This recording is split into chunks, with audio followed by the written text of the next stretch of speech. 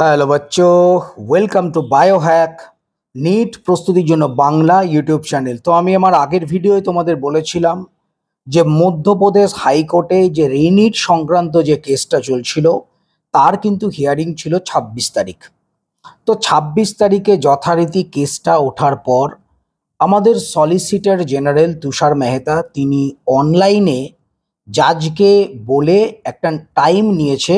তো next hearing রয়েছে ২৯ তারিখ বৃহস্পতিবারে। তো সলিসিটর জেনারেল তুষার মেহতা তিনি যেটা বলেছেন কোর্টের কাছে যে এনটিএ তাদের একটা হাই লেভেল কমিটি তৈরি করেছে এবং সেই কমিটি নাকি নিটের যে সমস্ত অ্যাফেক্টেড স্টুডেন্ট তাদের সাথে কথা বলেছে এবং তাদের সাথে কথা বলার পর যে কমিটি যে ডিসিশন নিয়েছে মোটামুটি একটা ডিসিশন, সেটা হলো যে নিট ২০২৫-এ যে কারেন্ট চলে যাওয়ার জন্য তেমন কিছু নাকি স্টুডেন্টদের প্রবলেম হয়নি, সুতরাং রিনিটের প্রয়োজন নেই এবং তিনি একটা টাইম পিরিয়ড কোর্টের কাছে চেয়েছেন, কোর্ট সেটা মঞ্জুর করেছে। যদিও সলিসিটর জেনারেল তুষার মেহতা তিনি এনটিএর হয়েই কথা বলবে, এটা স্বাভাবিক।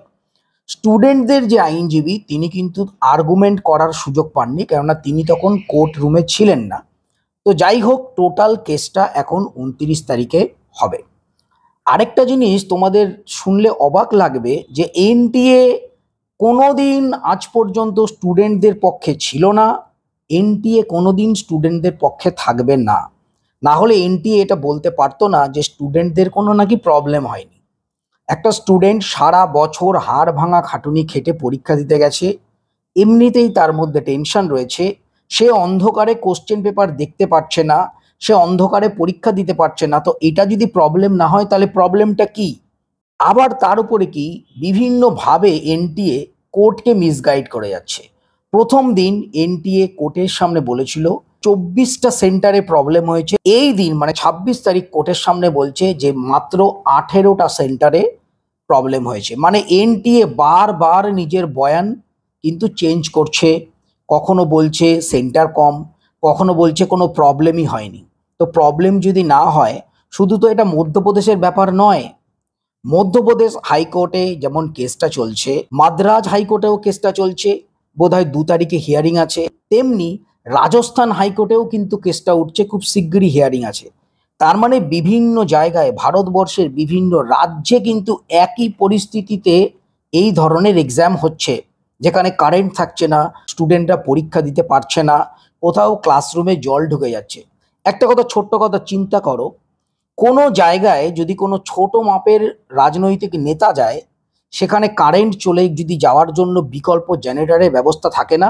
থাকে তো, সব ধরনের ব্যবস্থা থাকে।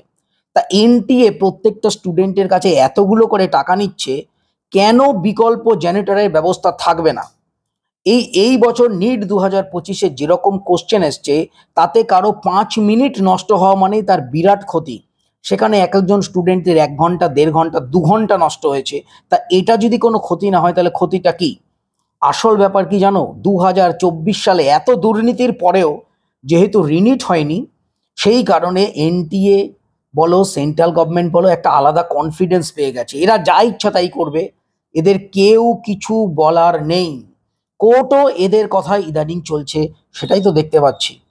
তো যাই হোক, আলটিমেটলি যেটা খবর, নেক্সট যে হিয়ারিং সেটা ২৯ তারিখ বৃহস্পতিবার হবে।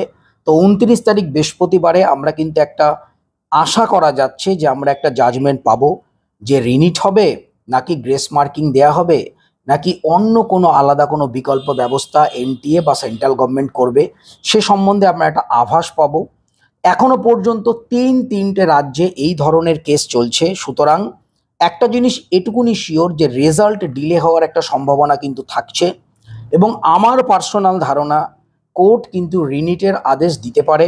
সেক্ষেত্রে রাজস্থান, মধ্যপ্রদেশ এবং মাদ্রাজে কিন্তু রিনিট হওয়ার সম্ভাবনা রয়েছে।